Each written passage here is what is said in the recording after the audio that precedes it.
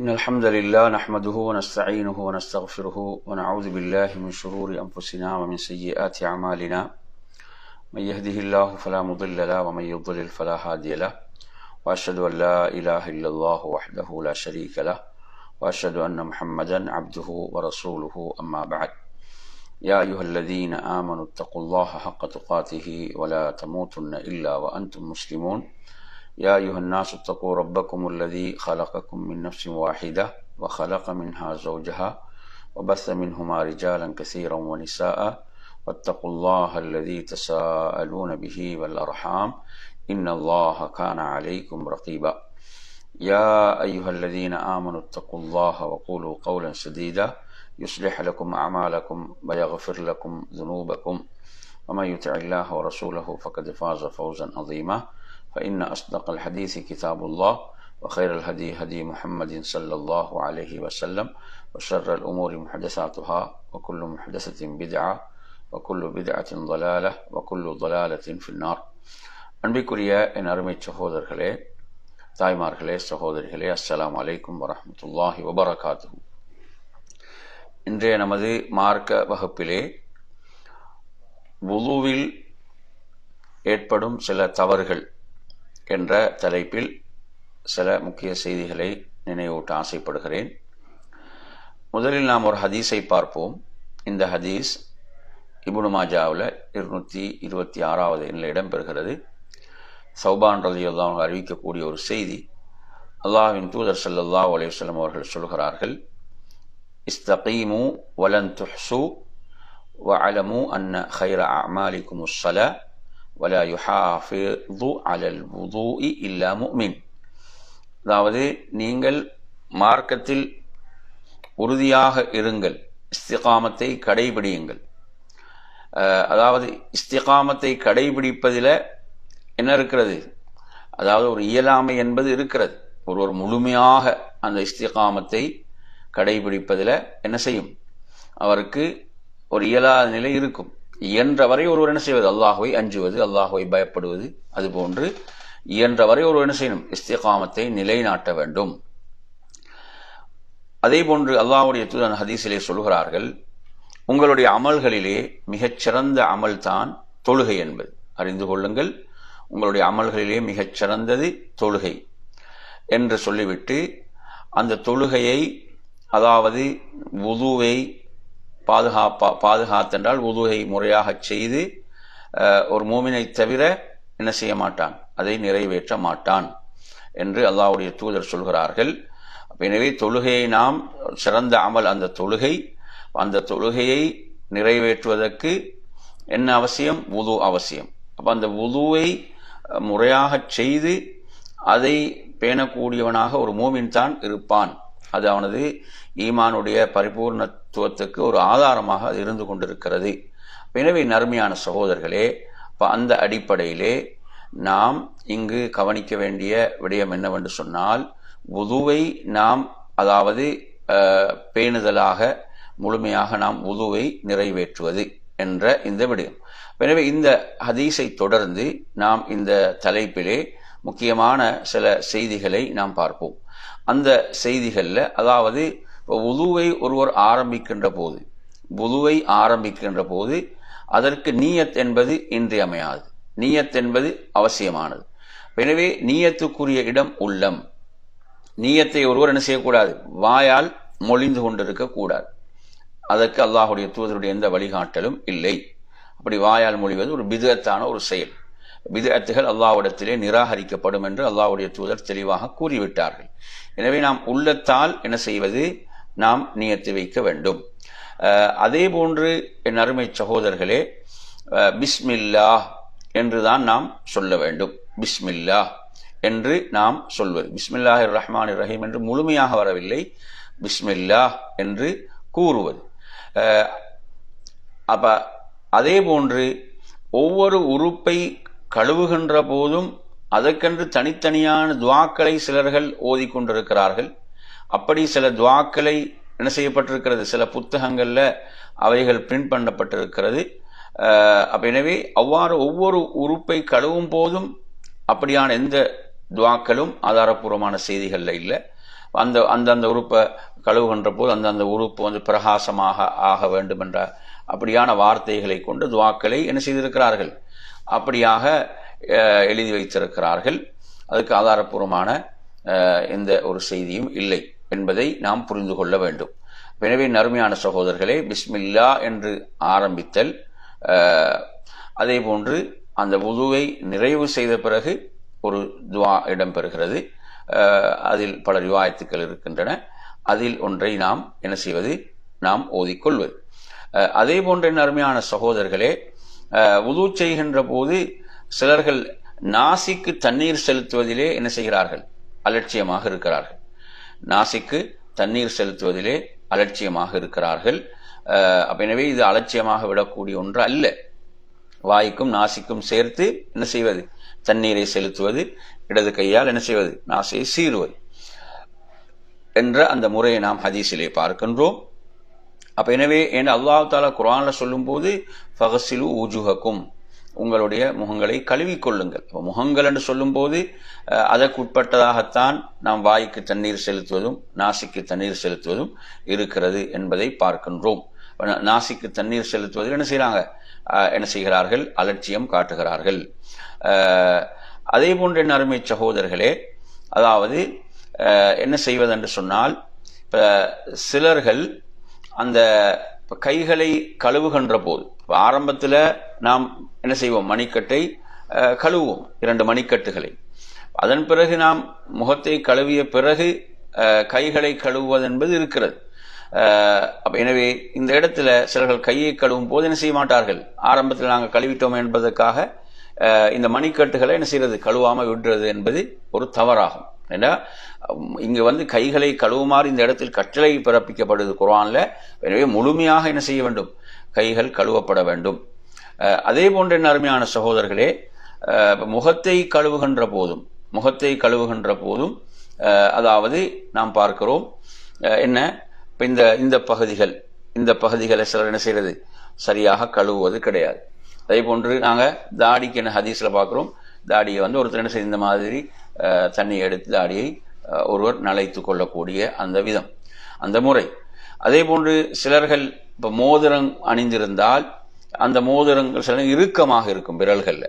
அப்படி இறுக்கமாக இருக்கும் போது சில நேரங்களில் தண்ணீர் உள்ளே படாமல் இருக்கலாம். அப்படியான சந்தர்ப்பங்களில் என்ன செய்யாது, வுது ஏற்றுக்கொள்ளப்பட மாட்டாது. எனவே நாம் அந்த இடத்துல என்ன செய்யணும், மோதிரங்களை கொஞ்சம் அசைத்து கழுவ விட அந்த இடத்தை கழுவிக்கொள்ள வேண்டும். எனவே இது ஒரு முக்கியமான விடயம். ஏனென்றால் அல்லாஹ் குர்ஆன்ல ஃபகசிலு ஊஜுஹக்கும் ஐதீக்கும் என்று அல்லாஹு தஆலா சொல்கிறான், இலல் மராஃபிக். எனவே அந்த அடிப்படையில் விரல்களில் வந்து மோதிரங்கள் இறுக்கமாக இருந்தால் அவைகளை அசைத்து நாம் என்ன செய்ய வேண்டும், கழுவ வேண்டும். ஏனென்றால் அல்லாஹ்வுடைய தூதர் ஸல்லல்லாஹு அலைஹி வஸல்லம் அவர்கள் எந்த அளவுக்கு என்று சொன்னால், ஒரு முறை இந்த ஹதீஸை பொறுத்தவரையில் இந்த ஹதீஸ் முஸ்லிம்ல இடம்பெறக்கூடிய ஒரு செய்தி. அதாவது அவரது பாதத்தில் ஒரு சிறிய பகுதி என்ன செய்யுது, கழுவப்படாமல் இருக்கிறது. எனவே அல்லாஹ்வுடைய தூதர் சொல்றாங்க, இர்ஜி ஃபஅஹ்சின் வுதுஅக, நீர் திரும்ப சென்று உமது வுதுவை முறையாக செய்துவிட்டு வருவீராக, அழகாக செய்துவிட்டு வருவீராக என்று அல்லாஹ்வுடைய தூதர் கூறினார்கள் என்ற செய்தியை நாங்கள் பார்க்கிறோம். மற்றும் ஒரு ரிவாயத்தில், அபூதாவுதில் வரக்கூடிய ஒரு ரிவாயத்தில் ரசூலுல்லாஹ் ஒரு மனிதர் தொழுது கொண்டிருப்பதை பார்க்கிறார்கள். அவரது பாதத்தில் ஒரு பகுதி, ஒரு திர்ஹம், ஒரு காசுடைய அளவுக்கு, அந்த மாதிரி அந்த அளவுக்கு என்ன செய்து கழுவப்படாமல் இருக்கிறது, நனையாமல் இருக்கிறது. அல்லாஹ்வுடைய தூதர் அதை பார்த்து விட்டு சொல்றாங்க, அவருக்கு ஏவுகிறார்கள் அவரது வுதுவையும் தொழுகையும் திரும்ப மீட்டுமாறு, வுது செய்துவிட்டு தொழுகை மறுபடியும் தொழுமாறு அல்லாஹ்வுடைய தூதர் என்ன செய்தார்கள், ஏவினார்கள் என்பதை நாம் பார்க்கின்றோம். எனவே இது வந்து சும்மா அலட்சியமான ஒரு விஷயம் அல்ல. அதாவது கட்டாயம் கழுவப்பட வேண்டிய உறுப்புக்கள்ல ஒரு சிறிய பகுதி கழுவப்படவில்லை என்றால் என்ன, வுது ஏற்றுக்கொள்ளப்படாது. வுது ஏற்றுக்கொள்ளப்படாது என்றால் தொழுகையும் ஏற்றுக்கொள்ளப்படாது. எனவே இதில் நாம் அலட்சியம் காட்டக்கூடாது. அதே போன்ற அருமையான சகோதரர்களே, இப்போ ஷேக் சாலிஹ் அல் உஸைமீன் ரஹிமஹுல்லாஹ் அவர்களுடைய அந்த தீர்ப்புக்களை நாங்கள் பார்க்கின்ற போது அவங்க என்ன சொல்றாங்கன்னு சொன்னா, அதாவது ஒருவர் காதுக்கு புதிதாக தண்ணீர் எடுக்க வேண்டியது இல்லை. காதுக்கு புதிதாக காதை கழுவுவது, 2 காதுகளையும் கழுவுவது, அவர் என்ன செய்கிறார், தலையை வந்து மசகு செய்கிறார். இப்போ தலையை வந்து என்ன செய்கிறார், ஒருத்தர் தலையை வந்து இப்படி மசகு செய்யக்கூடிய முறை இதுதான். இந்த மாதிரி என்ன செய்யறது, தலையை மசகு செய்தல். நாங்கள் ஹதீஸ்ல அப்படித்தானே படிக்கிறோம். தலையை வந்து இந்த மாதிரி கொண்டு போய் மறுபடியும் அப்படி கைகளை கொண்டு வருவது, கொண்டு வந்து அதே இதில் காதை மசகு செய்வது. இப்போ தலையையும் காதையும் மசகு செய்வது என்பது ஒரு முறைதான். ஹதீஸ்ல நாங்கள் பார்க்குறோம், ஒரு முறை. அப்போ காதுக்கு புதிதாக தண்ணீர் எடுக்கவில்லை. தலையை மசகு செய்வதோடு சேர்த்து காதுகளையும் என்ன செய்வது, மசகு செய்து கொள்ளுதல் என்பதை நாம் பார்க்க வேண்டும். எனவே அருமையான சகோதரர்களே, இந்த இந்த இந்த ஒரு பகுதி ஏன்னா சிலரை பார்க்குறோம் தலையை இப்படி இந்த மாதிரி மசகு செய்கிறாங்க, அப்படி கிடையாது. எனவே ரசூலுல்லாஹ்வுடைய அல்லாஹ் குர்ஆன்ல வம்சஹு பிருஊசிக்கும், உங்களுடைய தலையை நீங்கள் மசகு செய்ய நல்லா குர்ஆன்ல சொல்றான். அதை ரசூலுல்லாஹ் எப்படி என்று செய்து காட்டினார்கள். நபி அவர்கள் குர்ஆனுக்கு விளக்க உரைதான் அல்லாஹ்வுடைய தூதருடைய அந்த வாழ்க்கை. எனவே அல்லாஹ்வுடைய தூதர் ஸல்லல்லாஹு அலைஹி வஸல்லம் அவர்களுடைய அந்த வுதுவுடைய முறையில் தலையை அவங்க எப்படி மசகு செய்தார்கள் என்பதை நாம் புகாரி முஸ்லீம்ல வரக்கூடிய இன்னும் பல கிரந்தங்கள் ஹதீஸ்களை பார்க்கிறோம்.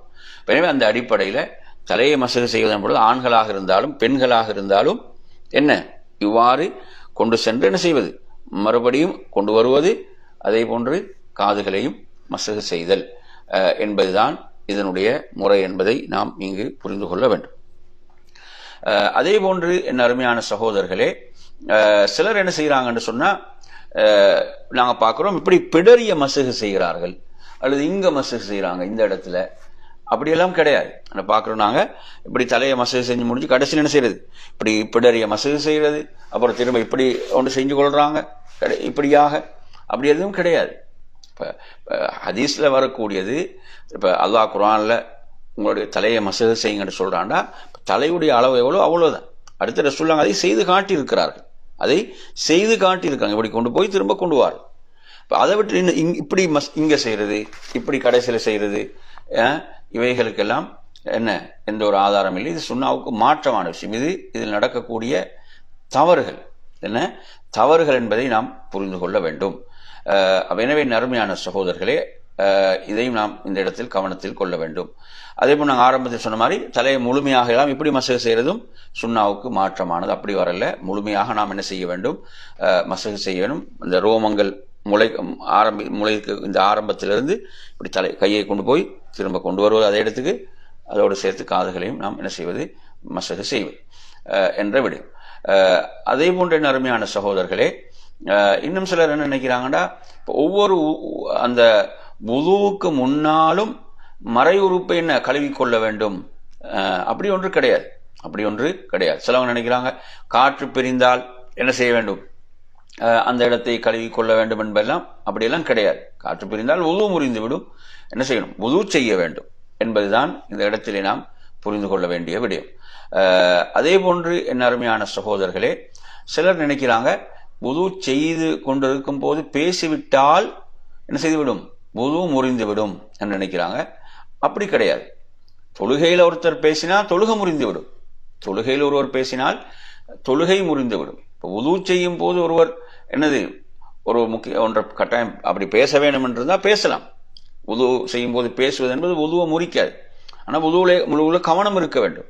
வுதுவில் கவனம் இருக்க வேண்டும். வுதுவை சரியாக முறையாக செய்ய வேண்டும். சில நேரம் பேசிக்கொண்டிருக்கும் போது திரும்ப என்ன செய்யும், அந்த உறுப்பை சரியாக கழுவினோமா இல்லையா என்ற மாதிரியான சந்தேகங்கள்லாம் வருவதற்கு வாய்ப்பு இருக்கிறது. எனவே அதில் கவனம் இருக்க வேண்டும். அதே போன்று பலரும் கேட்கக்கூடிய ஒரு விஷயம்தான், அதாவது ஒருவர் என்ன செய்து அவரது முழங்கால் தென்படக்கூடிய அமைப்பிலே வுது செய்தால் வுது கூடுமா என்று சொன்னால், அது வுதுவுக்கு எந்த பாதிப்பும் இல்லை. அது என்ன செய்யலாம், அவுரத் என்பது மறைக்கப்பட வேண்டிய பகுதி.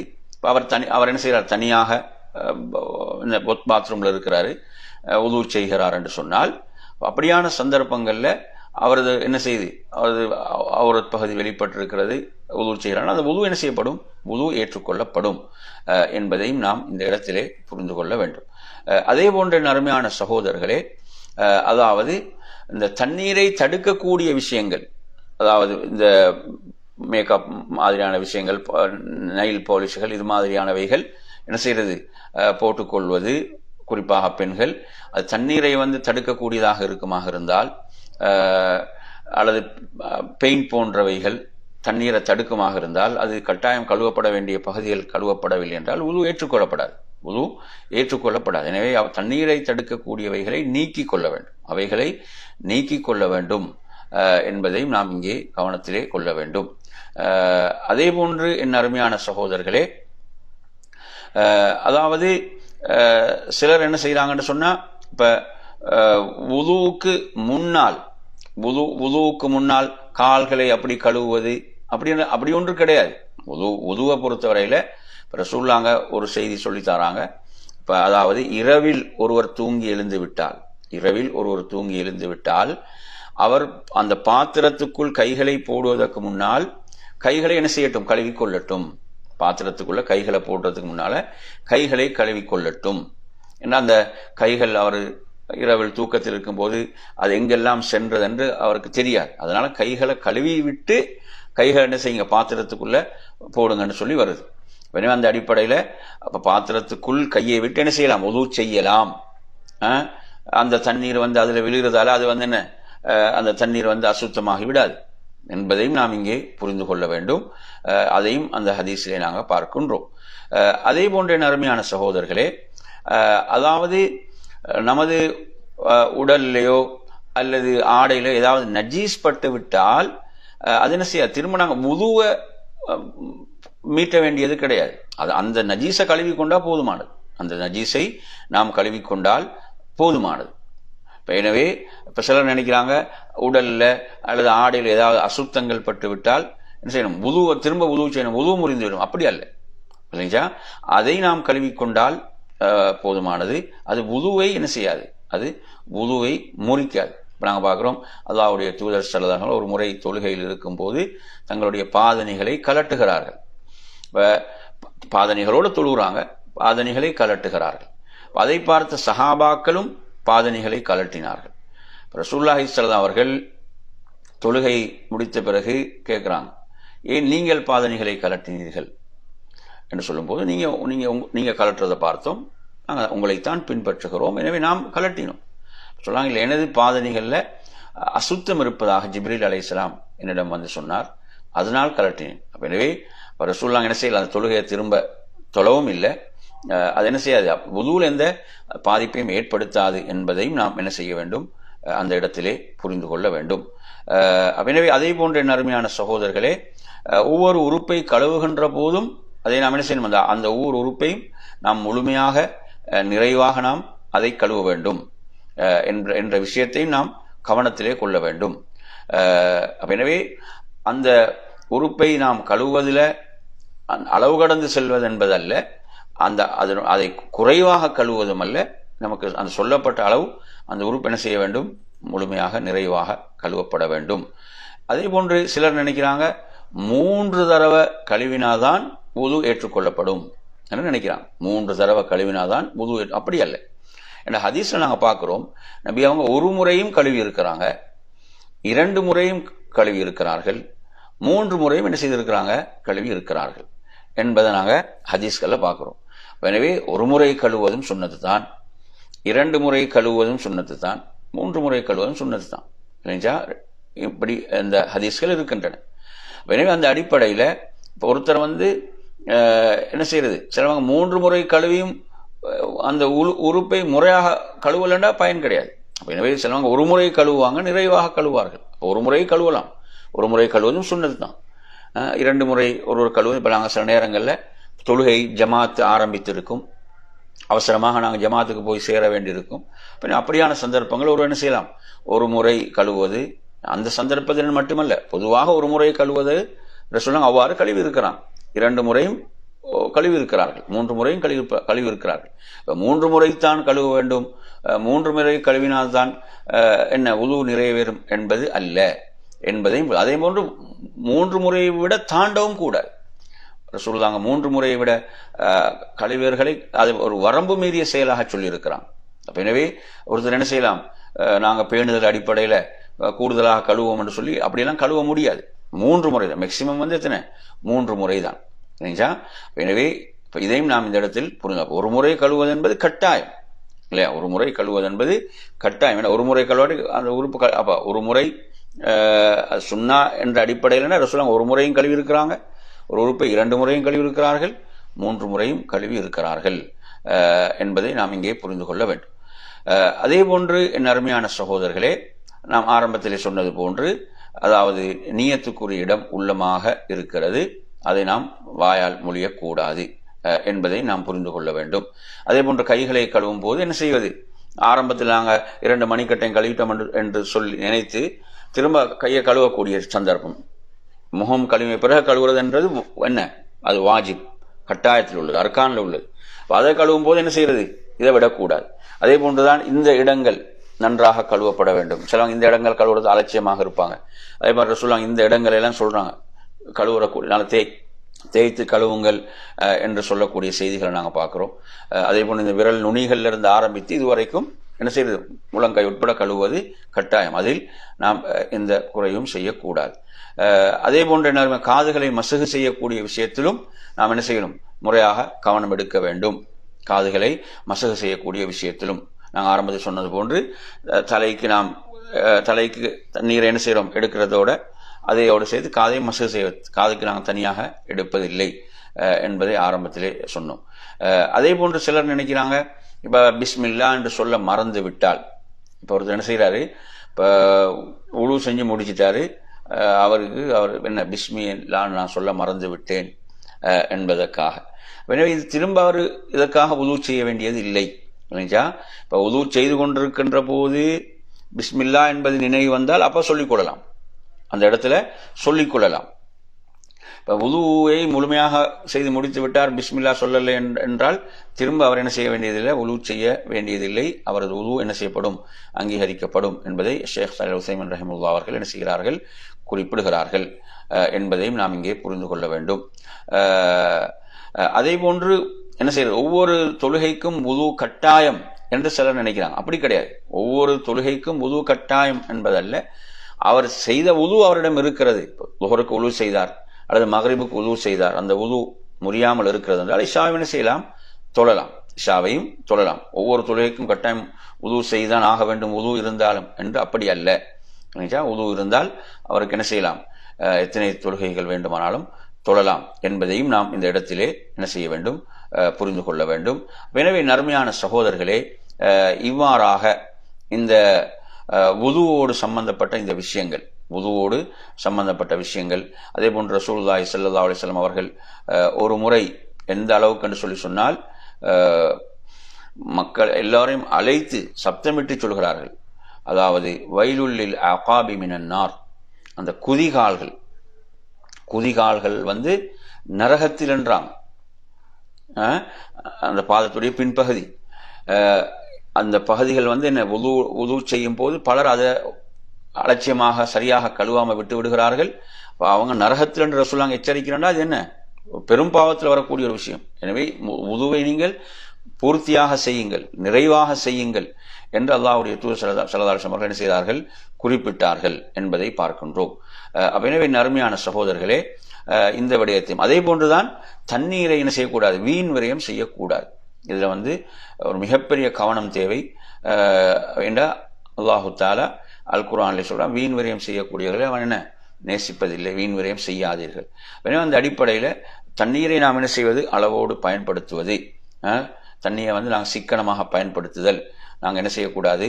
அதில் நாம் வீண் விரயம் தண்ணீரில் இருக்கக்கூடாது என்ற விடயத்தையும் நாம் கவனத்திலே கொள்ள வேண்டும்.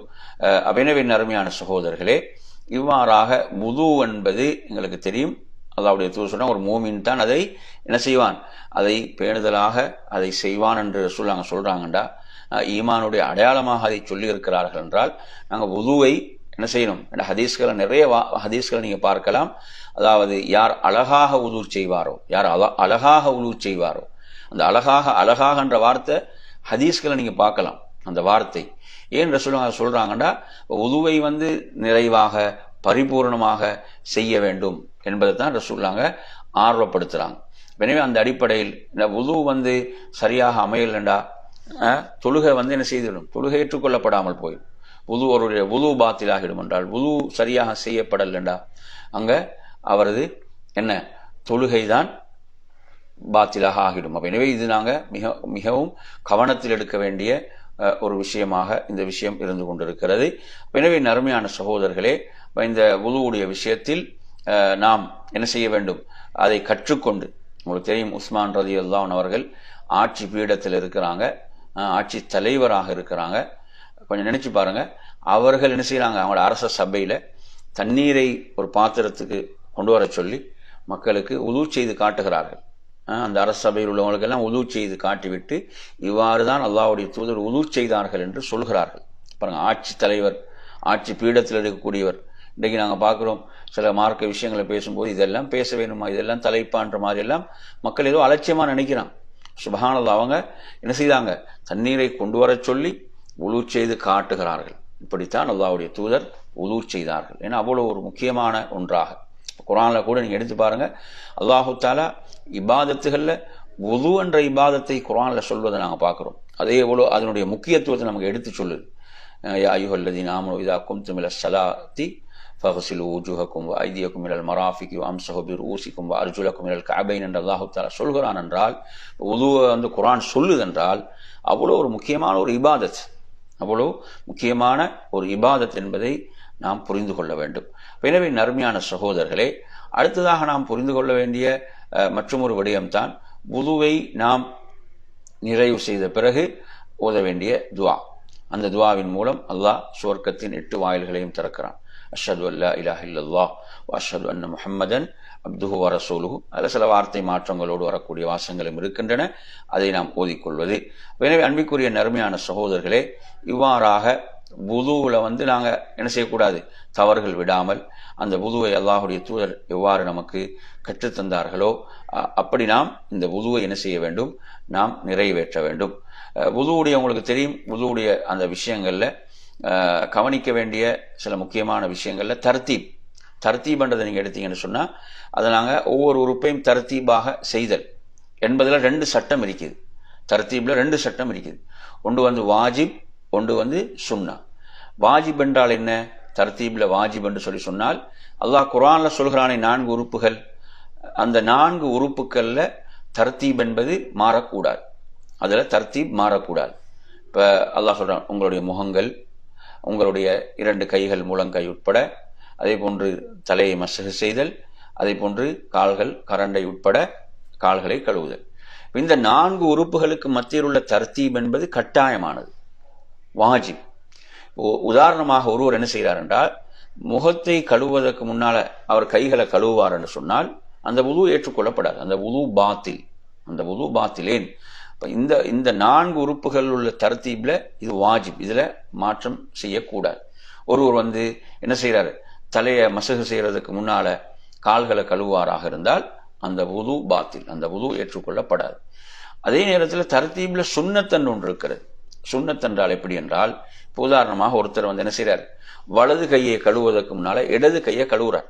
வலது கையை கழுவுவதற்கு முன்னால இடது கையை கழுவுறார். இடது கையை கழுவிட்டு வலது கையை கழுவாராக இருந்தால் இந்த வுது ஏற்றுக்கொள்ளப்படும். ஆனால் இவர் என்ன செய்யறாரு? சுன்னாவுக்கு மாறு செய்யறார். ரசூலுல்லாஹ் முதல்ல வலது தான் முற்படுத்தும், அதுக்கப்புறம் தான் இடது.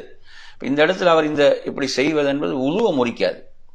அதே மாதிரி ஒரு வலது காலை கழுவுவதற்கு முன்னால் இடது காலை கழுவிட்டு வலது காலை கழுவுறார் என்று சொன்னால் இது வந்து இது தர்த்தீப்ல உள்ள சுன்னா, இது வந்து வுதுவை முறிக்காது. அவனா அவங்க என்ன செய்யறாரு? அவர் ஒரு சுன்னாவுக்கு மாற்றமான ஒன்றை அந்த இடத்துல செய்கிறார் என்பதை நாம் புரிந்து கொள்ள வேண்டும். எனவே நறுமையான, அதே போன்றுதான் குளிரான காலங்கள்ல நாங்கள் உது செய்கின்ற போது ரசூலுல்லாஹ் அதை சிறப்பித்தே சொல்லியிருக்கிறான். அதை சிறப்புக்குரிய அந்த பாவங்களை மன்னிக்கக்கூடிய ஒரு அமலாக சொல்லி இருக்கிறான். குளிரான காலங்கள்ல உது, ஏன்னா குளிரான காலங்கள்ல என்ன செய்வாங்க? உதுவை செய்யும் போது சிலர்கள் சரியாக உறுப்புகளை கழுவ மாட்டார்கள். அப்படி இருக்கக்கூடாது. அடுத்த குளிரான காலங்கள்ல இந்த தோள்கள்ல வந்து ஒரு கனத்த ஒரு தன்மை இருக்கும். எனவே அந்த கால்கள் எல்லாம் கழுவும் போது நாம் என்ன சொல்லுவோம்? தேய்த்து கழுவ வேண்டும். சும்மா தண்ணீரை நாங்கள் பிடிக்கிறதால அது கனத்து விடுகின்ற காரணத்தான் சில நேரங்களில் என்ன செய்யாது?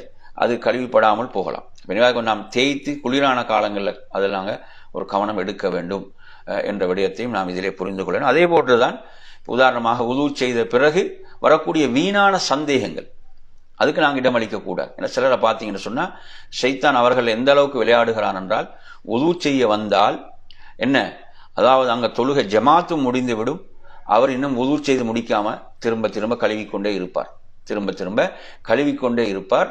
இது ஒரு ஒரு ஷைத்தானுடைய விளையாட்டு. இப்படியான வஸ்வாசுகளுக்கு நாம் இடமளிக்க கூடாது. இது வீணான இவ்வாறான வஸ்வாசுக்கு இடமளிக்கவே கூடாது. இது ஷைத்தான் என்ன செய்யறான், அமல்களை இபாதத்துகளை பால்படுத்துவதற்காக அவன் செய்யக்கூடிய ஒரு சூழ்ச்சி. எனவே நறுமையான சகோதரர்களே, இவைகளுக்கு நாம் இடமளிக்க கூடாது. அதே போன்று நாங்கள் உது செய்த பிறகு என்ன அந்த உறுப்பு சரியா கழிவுபடலையா, இது கழிவுபடல வரக்கூடிய வீணான சந்தேகங்களுக்கு நாங்கள் இடமளிக்கவும் கூடாது. அது வீணான சந்தேகங்கள். நாம் இப்படியான ஷைத்தான் சந்தேகங்களை ஏற்படுத்துவான். அது எங்களை தொழுகையில கூட என்ன செய்துவிடும், உள்ளச்சத்தை இறையச்சத்தை பால்படுத்தும், தொழுகைகளுடைய ஈடுபாட்டை கூட குறைக்கும். அவைகளுக்கு இடமளிக்க கூடாது. நாங்கள் உது செய்து விட்டோமா, அல்ஹம்துலில்லாஹ் முழுமையாக உது செய்து விட்டோம் என்ற உறுதியோடு என்ன செய்யணும், நாங்கள் தொழுகை தொழ வேண்டுமே தவிர அந்த தொழுகையில சஃப்ல நின்ற பிறகு அந்த உறுப்பு சரியா கழுவிப்பட்டுச்சா, இது கழுவிப்பட்டுச்சா, இப்படியான வீணான சந்தேகங்களுக்கெல்லாம் இடமளிக்க கூடாது. அதே போல் நாங்கள் ஹதீஸ்ல தெளிவா 3 முறைக்கு மேல் கழுவக்கூடாதுன்னு தெளிவாக ஹதீஸ்ல வந்திருக்கிறது. அப்படி செய்தால் அது வரம்பு மீறியதாக அது கருதப்படும் என்று ஹதீஸ் சொல்லுது. எனவே நாங்கள் ஷைத்தான் என்ன செய்வான், வீணான சந்தேகங்களை ஏற்படுத்தி 3க்கு மேல் அதிகமாக கழுவுவதற்கெல்லாம் ஷைத்தான் ஒரு சூழ்ச்சி ஏற்படுத்துவான். அதற்கெல்லாம் இடமளிக்க கூடாது. அது பேணுதல் அல்ல. இது நாங்கள் சுன்னாவுக்கு மாற்றம் செய்தல் தான். இங்கு 3 முறை தான் ஆக கூடுதலான. அல்லாஹ்வுடைய தூதரை விட பேணுதலானவர்கள் யாரும் இல்லை, இறையச்சத்தில் முதன்மையானவர்கள் யாரும் இல்லை. எனவே அவர்களுடைய வழிகாட்டல் தான் சிறந்த வழிகாட்டல். எனவே நாம் என்ன செய்யக்கூடாது, அதை கடந்து செல்லக்கூடாது என்ற விடயத்தையும் நாம் இந்த இடத்திலே நாம் கவனத்திலே கொள்ள வேண்டும். எனவே நறுமையான சகோதரர்களே, நமது வுதுவை நாம் முறையாக செய்து கொள்ள வேண்டும். வுது தானே என்று போயிடக்கூடாது. வுது தானே என்று சிலர் என்ன செய்யறாங்க, அப்படி சிலரை பார்த்தீங்கன்னா அவர்களுக்கு தெரியாதுன்றது அவங்களுக்கே தெரியாது. இதுதான் ஆகப்பெரிய பிரச்சனை. சில நேரங்களில் வுது செய்யறாங்க, அவங்களோட வுதுல சில தவறுகள் நிகழ்கின்றன. ஆனால் அவங்களுக்கே தெரியாது, என்ன நான் இந்த வுதுல தவறு செய்கிறேன், எனக்கு வுதுவை முறையாக செய்ய தெரியாதென்று அவங்களுக்கு தெரியாது. அப்ப இப்படியானவங்க கற்றுக்கொள்ள மாட்டாங்க. இப்படியானவங்க என்ன செய்ய மாட்டாங்க, ஒருபோதும் கற்றுக்கொள்ள மாட்டார்கள். எனவே எப்போதும் எனது இந்த அமல்ல ஏதாவது குறை இருக்கிறதா, அதை நான் படிக்க வேண்டும், அதை நான் கேட்டு தெரிந்து கொள்ள வேண்டும், அதை கற்றுக்கொள்ள வேண்டும். எனவே நறுமையான சகோதரர்களே, அப்ப அந்த அடிப்படையில் நாங்கள் என்ன செய்யறோம், வுதுவையும் நாங்கள் வுதுவுடைய ஹதீஸ்களை படிக்க வேண்டும். கிதாபுல் வுது புகாரில நீங்கள் எடுத்து படிக்கலாம், முஸ்லீம்ல எடுத்து படிக்கலாம். அதிலெல்லாம் என்ன செய்யுது, வுது சம்பந்தமாக எவ்வளோ ஹதீஸ்கள் வருகின்றன. நாங்கள் படிக்கும்போது ஆச்சரியப்படுவோம், இவ்வளோ செய்திகள் வுதுவில் இருக்கிறதா, இவ்வளோ செய்திகள் அல்லாஹ்வுடைய தூதர் சொல்லி தந்திருக்கிறார்களா என்று நாம் வியப்படைகின்ற அளவுக்கு செய்திகள் இருக்கின்றன. எனவே நறுமை சகோதரர்களே, அந்த அடிப்படையில் நாங்கள் எந்த ஒரு இபாதத்தாக இருந்தாலும் அந்த இபாதத்தை நாம் கற்றுக்கொள்ள, அது தொடர்பான ஹதீஸ்களை படிக்க வேண்டும். சில நேரம் நாம் காலாகாலமாக சிலது சரி என்று நாங்கள் நினைச்சு வந்திருப்போம், ஆனால் அது பிழையாக இருக்கும், அது தவறாக இருக்கும். ஹதீஸை படிக்கும் போது தான் தெரியும், இது ஒரு தவறு, இப்படித்தானே ஹதீஸ் சொல்லுகிறது, இப்படித்தானே ஹதீஸிலே வந்திருக்கிறது என்று என்ன நாம் விளங்கிக் கொள்வோம். எனவே நீங்க பார்த்து நிறைய பேர் மசூத் செய்யும் போது இப்படிதான் மசூத் செய்யறாங்க. ஆனால் புகாரி முஸ்லிம் கிதாபுல் வுது எடுத்து படிச்சு பார்த்தீங்கன்னா மசூடைய முறை என்ன தெளிவாக வருகிறது, இப்படித்தான் வருகிறது. இப்படி கொண்டு போய் திரும்ப கைகளை கொண்டு வந்து காதுகளை என்ன செய்யறது, அதோட மசூத் செய்யக்கூடிய முறை. எனவே நறுமையான சகோதரர்களே, இந்த அடிப்படையில் நாம் என்ன செய்ய வேண்டும், மார்க்கத்துடைய எந்த ஒரு விஷயமாக இருந்தாலும் நாம் அதை கற்றுக்கொள்ள வேண்டும். அதை நாங்கள் சாதாரணமானதுன்னு எண்ணக்கூடாது. சாதாரணமானது தானே, இது வுது தானே அப்படின்னு நாங்கள் எண்ணக்கூடாது. எந்த ஒரு விஷயமாக இருந்தாலும் அதில் நமக்கு படிக்கின்ற போது பல புதிய விஷயங்களை நாம் என்ன செய்யலாம், நாம் கற்றுக்கொள்ளலாம். எனவே நறுமையான சகோதரர்களே, அந்த அடிப்படையிலே இந்த வுதுவை நாம் முறையாக கற்று அந்த வுதுவை நிறைவாக செய்யக்கூடியவர்களாக, அதுக்கு என்னென்ன சிறப்புகளை எல்லாம் அல்லாஹ்வுடைய தூதர் சொல்லி தந்தார்களோ அந்த சிறப்புகளை அடைந்து கொள்ளக்கூடியவர்களாக அல்லாஹ் நம்மை ஆக்கியருள்வானாக என்று கூறி நிறைவு செய்கிறேன். வாஹிர் தவானா அனில் ஹம்துலில்லாஹி ரப்பில் ஆலமீன். அஸ்ஸலாமு அலைக்கும் வரஹ்மத்துல்லாஹி வபரகாத்துஹு.